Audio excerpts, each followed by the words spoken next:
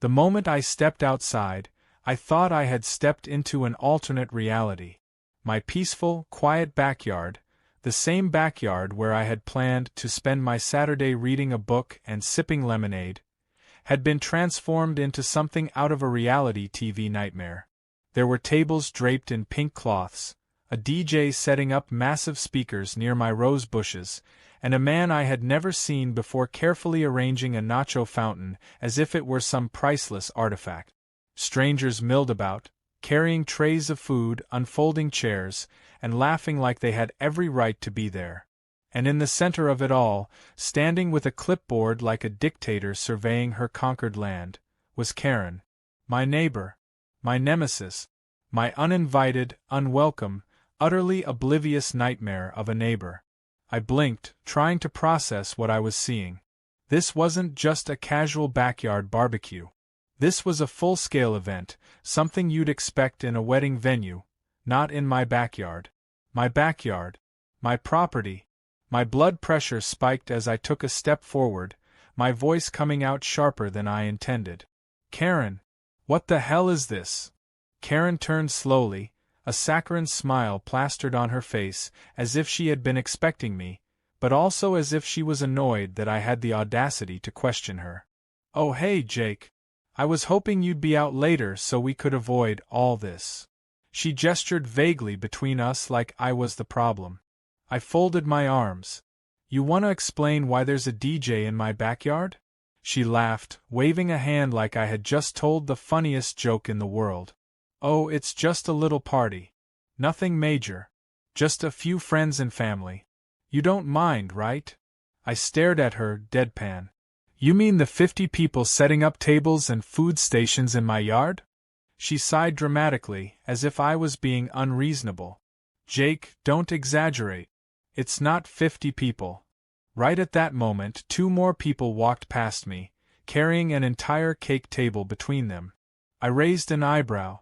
Karem glanced at them, then back at me, and huffed. Okay, fine. Maybe a little more than a few. But it's for my sister's baby shower, and you have such a lovely, open space. It would have been a shame not to use it. I clenched my jaw so tight I thought my teeth might crack. A shame not to use it? Karem, this is my backyard. You didn't ask me. You didn't even tell me.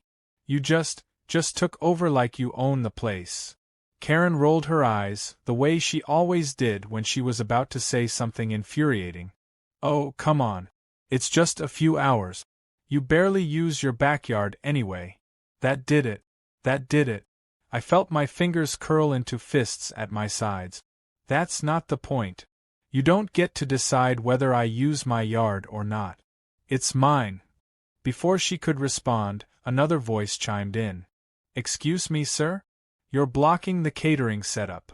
I turned and found myself face to face with a man in a suit, holding a clipboard. He looked at me like I was the inconvenience here. Like I was the intruder. Like I had somehow wandered into their party and was being difficult on purpose. I slowly turned back to Karem. You hired a catering company?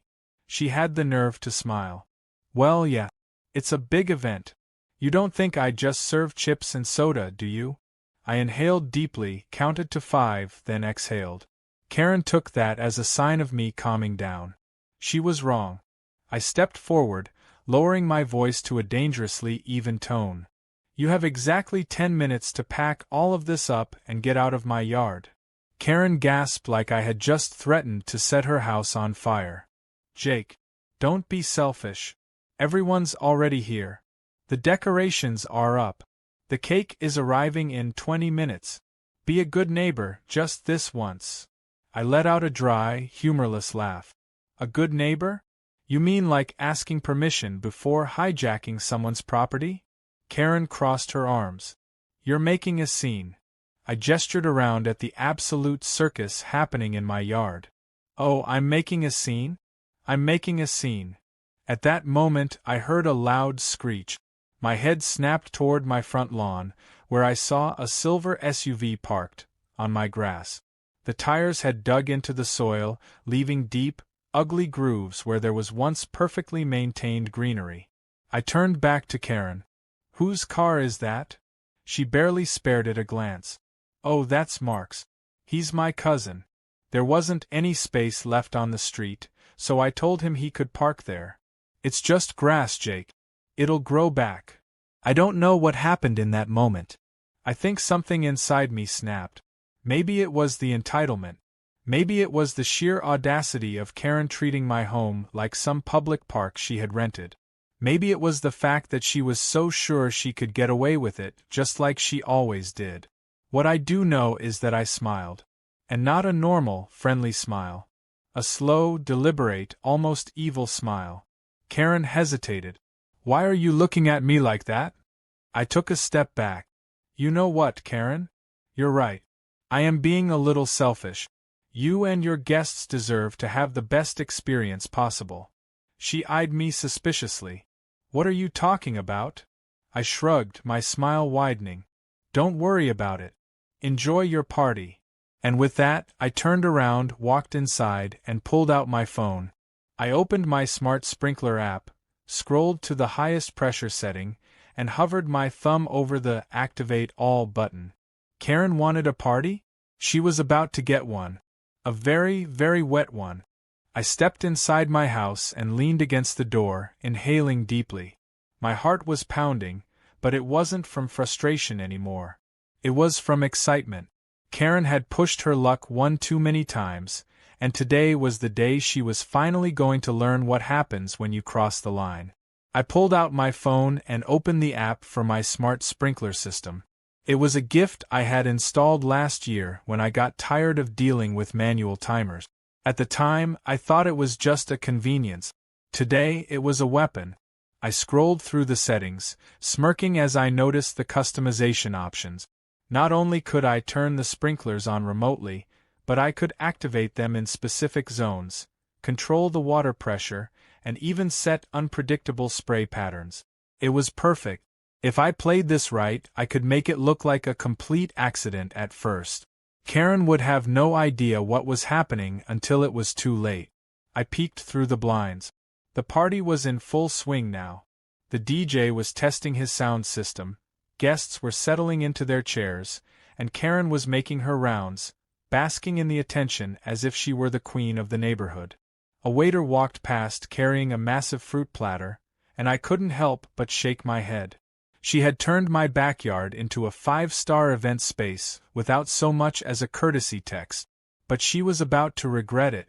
I tapped the screen, activating the first sprinkler zone, the one closest to the buffet table.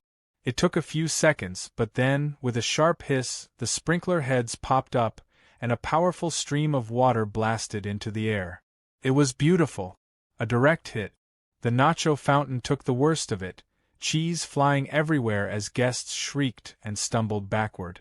Plates of food were knocked over, the carefully arranged fruit platter was sent tumbling into the grass, and the caterer was desperately trying to shield the dishes from the unexpected downpour. I covered my mouth to keep from laughing as Karen whirled around, her face a mixture of shock and fury. She waved her arms wildly, shouting over the noise. "Turn it off! Turn it off!" The caterer frantically wiped down the ruined nacho fountain, looking like he was about to cry. "My equipment! My food! What is happening?" Karen spun in a full circle, searching for someone to blame. She turned to the DJ, who was just as clueless, and then her gaze landed on my house. Her eyes narrowed. I ducked back from the window before she could spot me watching. I gave it a minute, then cautiously peeked again. Karen was now on her phone, probably calling someone to fix the sprinklers. Good luck with that. She had no idea the problem wasn't mechanical, it was me. I smiled and moved to phase 2. This time, I targeted the DJ booth. I cranked up the pressure and hit the button. A second later, another burst of water shot out, this one catching the DJ right in the back as he reached for his laptop. He let out a startled yelp, slipping on the wet grass and crashing into his table. The speakers let out an awful screech before everything went dead. The music cut off, leaving behind only the sounds of panicked guests and running water. The silence was almost deafening. Everyone turned to stare at the soaked, miserable DJ, who was now sitting in a puddle, looking utterly defeated. Karen let out a horrified gasp. "Are you kidding me? The DJ? The music? Oh, this is a disaster." I had to bite my fist to keep from laughing. It was working even better than I'd hoped. But I wasn't done yet. Karen ran over to the DJ, offering him an apologetic smile that was so fake it could have been plastic. "It's fine. Just dry off and get the music going again. We can still save this." The DJ gave her a deadpan stare, then looked down at his now dripping laptop. "Lady, my equipment is fried." She let out a frustrated groan and turned to the crowd. "It's okay, everyone. Just a little technical difficulty. We'll be back on track soon." I nodded to myself. Time to take it up a notch. I activated every sprinkler zone except for one, the small area where Karen was currently standing. I wanted her to watch as her party fell apart piece by piece. The water erupted in every direction. It was chaos. Guests screamed as they were drenched from all sides. The buffet table was knocked over completely, sending food flying into the mud. Chairs flipped as people scrambled to escape the water jet. The bounce house, which had taken up a ridiculous amount of space in my yard, started deflating under the relentless downpour, kids tumbling out of it in a heap. It was like watching a ship sink in slow motion. Karen spun around wildly, her arms raised like she could somehow stop the disaster through sheer force of will. "No, no, no. Stop it. Somebody turn it off." One of her relatives, an older woman in a floral dress, slipped and landed flat on her back with a loud splat. A man, probably her husband, tried to help her up, only to lose his balance and land right next to her. A kid shrieked as he lost his grip on his balloon, watching it float away while his mother tried to drag him to safety. And through it all, Karen stood untouched in the one dry spot I had left. I watched her realize it in real time, her expression morphing from confusion to horror. She wasn't just unlucky. She was being targeted. Her gaze snapped toward my house, her eyes locking onto the window where I stood. I gave her a slow wave. Her face turned red, and she stormed toward my back door, stomping through the drenched, muddy mess of what had once been her perfect party. I met her at the door before she could pound on it. "You did this!" she shrieked, water dripping from her hair. "You ruined my sister's baby shower." I crossed my arms. "No, Karen. You ruined it when you decided to take over my backyard without asking."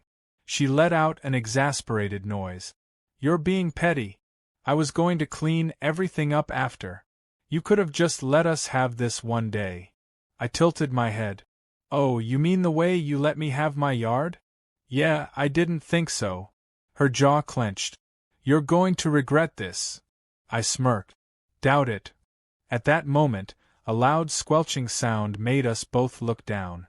Karen had taken another step forward, straight into a patch of soaked, muddy grass.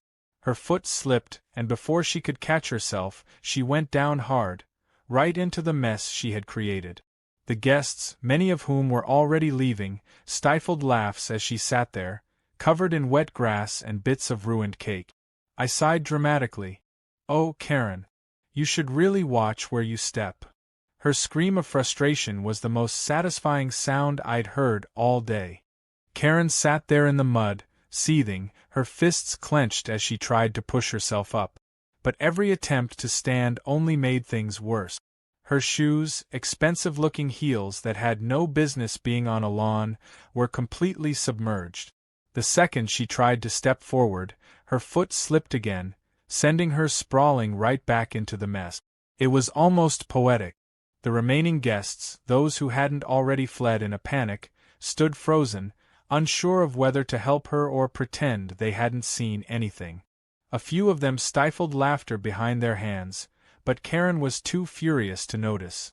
She finally managed to get up, wiping her face with her hands, only to realize she was smearing what looked like a combination of cake frosting and wet grass all over herself. She turned on me with a look that could have set fire to the entire neighborhood. "You think this is funny?" she shouted, her voice shaking with rage. I leaned against the doorframe, arms crossed, giving her a slow, deliberate nod. A little bit, yeah. She let out a strangled sound of frustration and stomped toward me, her heels sinking deeper into the mud with every step. I had to admire her dedication, really. Most people would have cut their losses and run, but not Karem. No, she was determined to come out on top, even if she had to do it covered in filth. You ruined everything, she spat, stopping just short of my porch. Everything. The food, the decorations, the music.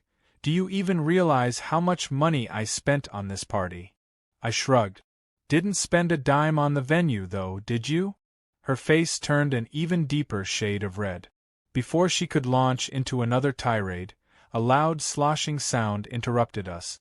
We both turned to see one of the folding tables finally collapse under the weight of the water, sending the last few untouched plates of food splattering into the mud.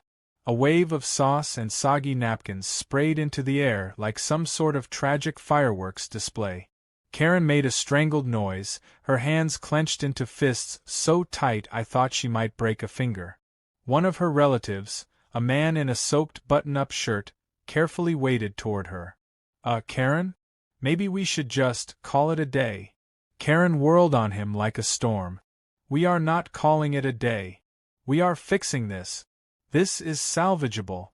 The man gave her a long, doubtful look before glancing at the disaster zone that used to be my backyard. The mud, the scattered chairs, the ruined food, the bounce house half deflated and sagging like a sad balloon, there was nothing to salvage. Another guest, a woman holding her dripping purse like it was a dead fish, sighed. "Karem, sweetie, it's over. Let's just go." Karen's breath came out in ragged gasps as she turned back to me. I could see it in her eyes. She wasn't just angry. She was humiliated. And the thing about people like Karem? They can't stand losing. She took a deep breath, forcing an artificial smile onto her face. "Fine," she said, her voice tight. "Fine. We'll leave." I raised an eyebrow. "Oh? Just like that?" She tilted her chin up. "Just like that. We'll clean everything up first, of course. Because, unlike you, I have manners." I didn't bother to respond to that. I knew exactly what she was doing.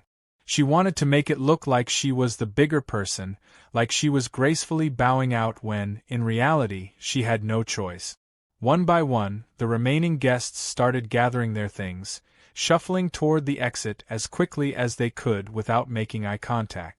The ones who had brought gifts for the baby shower hesitated, clearly unsure whether to retrieve them or just abandon them in the wreckage. Karem noticed and let out an exasperated sigh. "Just leave the gifts, we'll get them later," she snapped.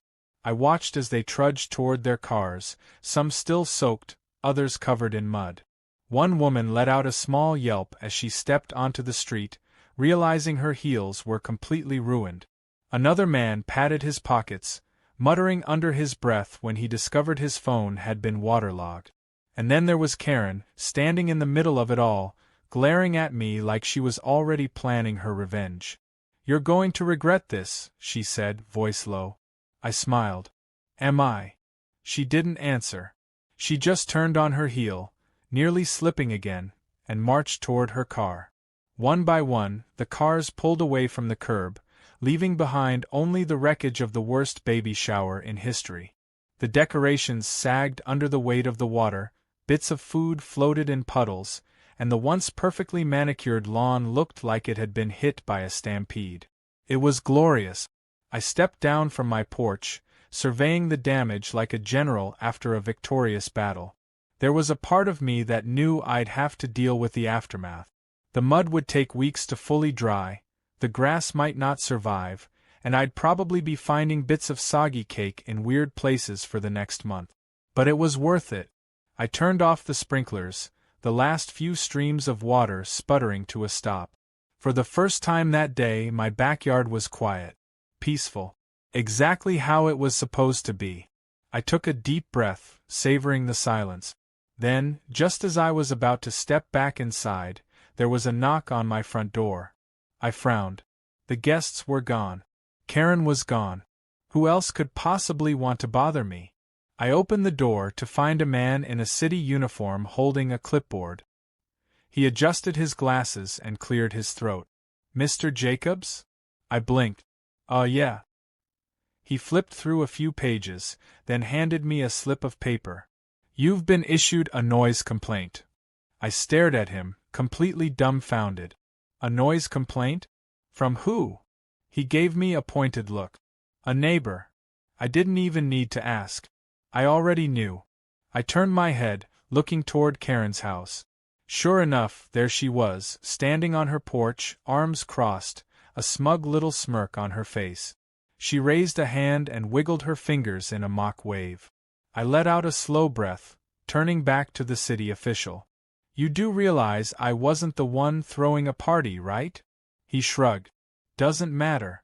You were listed as the source of the disturbance." I pinched the bridge of my nose. "Unbelievable." He handed me the paper and nodded. "You have a few days to contest it. Have a good day." As he walked away, I looked down at the slip in my hand. A ridiculous fine, all thanks to her. I glanced back at Karen, who was still smirking like she had just won a war. I smiled. If she thought this was over, she was wrong. I was just getting started.